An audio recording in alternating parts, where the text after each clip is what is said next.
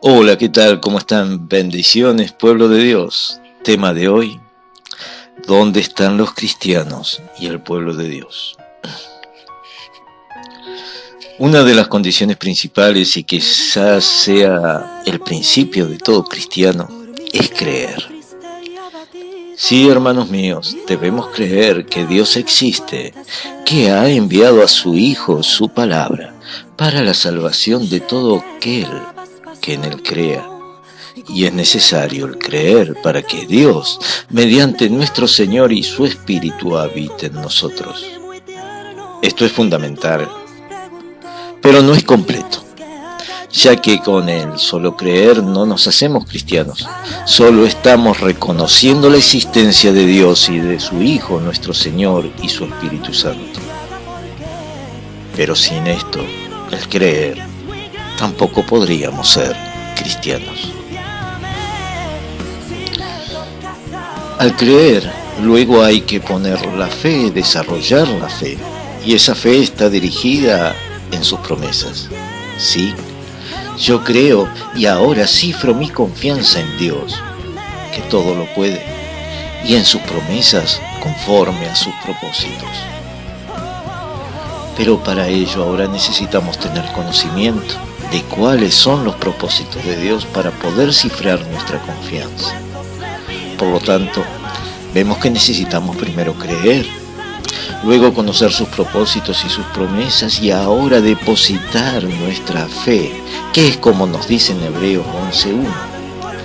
Es pues la fe, la certeza de lo que se espera, la convicción de lo que no se ve. Muchos hermanos confunden esta fe con una fe ciega, ya que dicen que es lo que no se ve. Pero no es así, hermanos míos. Esta fe debe estar basada en el conocimiento de la verdad. Este conocimiento es lo que nos da la certeza de lo que se espera. Entonces podemos decir que el cristiano debe primero creer, conocer la verdad y poner fe en la palabra de Dios. No es solo creer, ni es solo poner fe. Hay que también conocer a Dios y sus propósitos. Ahora bien, ¿cómo ahora podemos identificar al cristiano que lo es realmente? Porque no solo el decir somos cristianos, ya lo somos. Porque creemos, ya somos cristianos. La palabra nos señala muy claramente que es quien hace la voluntad del Padre y lo dice de esta manera en Mateo capítulo 7, versículo 21. No todo el que me dice Señor, Señor entrará en el reino de los cielos, mas el que hiciere la voluntad de mi Padre que está en los cielos. Ahora, ¿cómo hacer la voluntad de Dios si no se conoce, verdad? Por ello, nuestro Señor nos envió a predicar su evangelio y enseñar lo que Cristo enseñó. Ahora bien, ¿a quién les enseñó y le envió a hacer esta obra? Vemos que a sus discípulos. Muchos creen que solo a los 12, como bien nos dice Marcos capítulo 6, versículo 7. Después llamó a los 12 y comenzó a enviarlos de dos en dos y les pidió y les dio autoridad sobre los espíritus inmundos. Pero vemos que esto comienza luego a extenderse a todos los verdaderos cristianos, los que aprendieron, creyeron y desarrollaron la fe.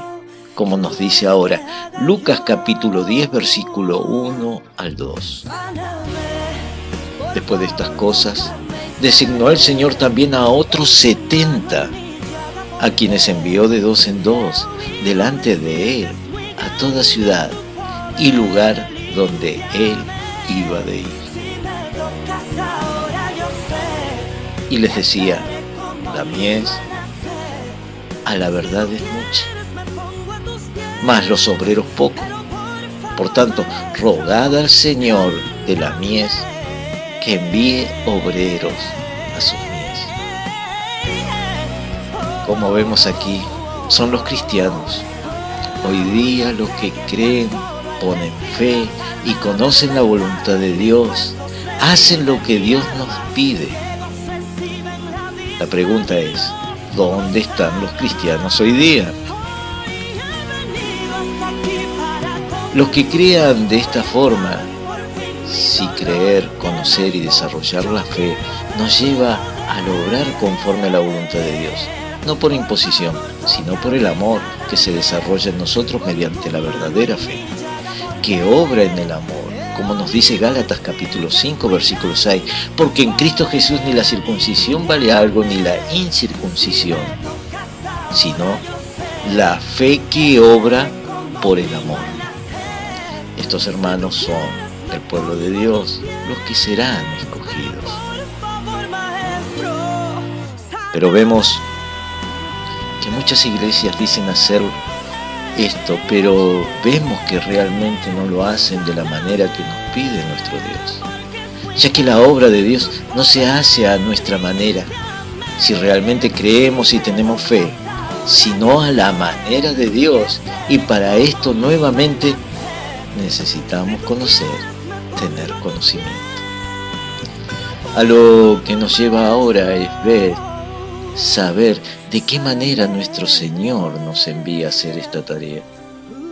Y de esta forma ver quiénes son los que conforman realmente el pueblo de Dios. Y vemos en la palabra que a los 12 le da esta comisión y lo deberíamos hacer de esta manera.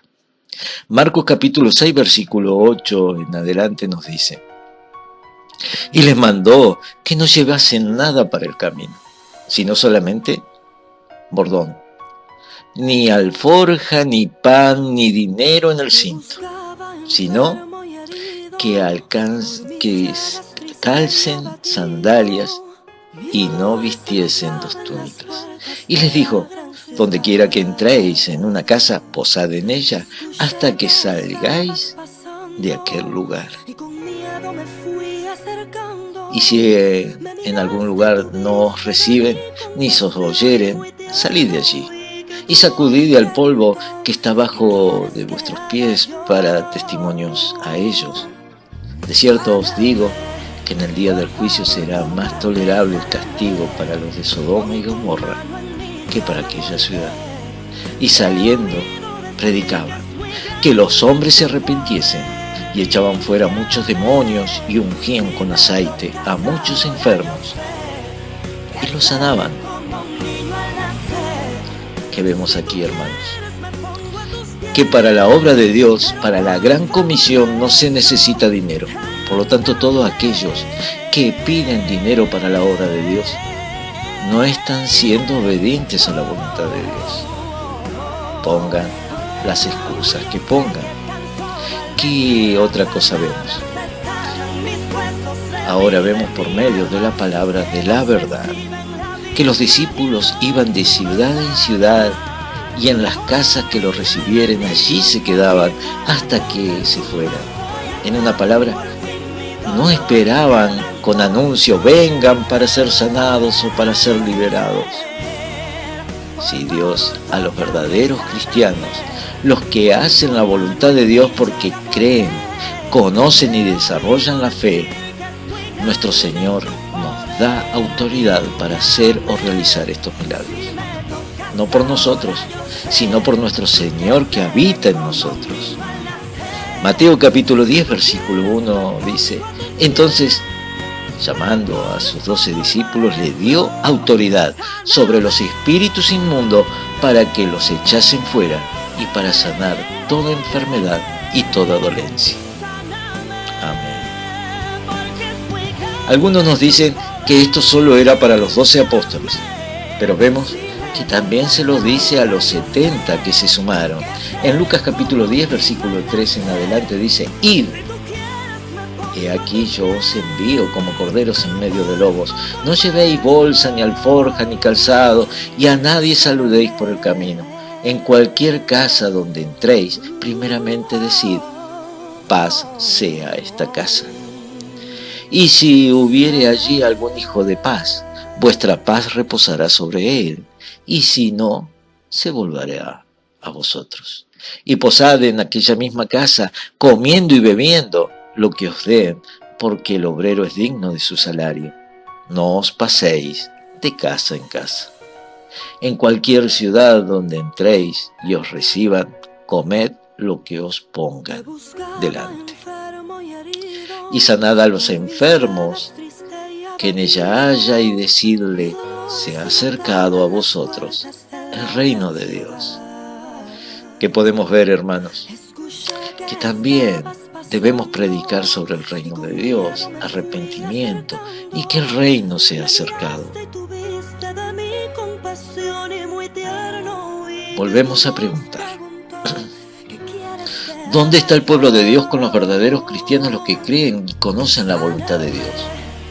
Y lo más importante, los que hacen lo que Dios nos pide a la manera que Dios pide, no a nuestra manera. Hoy en estos tiempos modernos vemos que somos muchos los cristianos, o que decimos ser cristianos porque creemos, y vemos muchas iglesias y congregaciones que dicen ser el pueblo de Dios. Y vemos a los hermanos cómodos en su lugar de confort, y solo diciendo que creen y tienen fe ciega, pero no hacen lo que Dios pide de la manera que nos pide.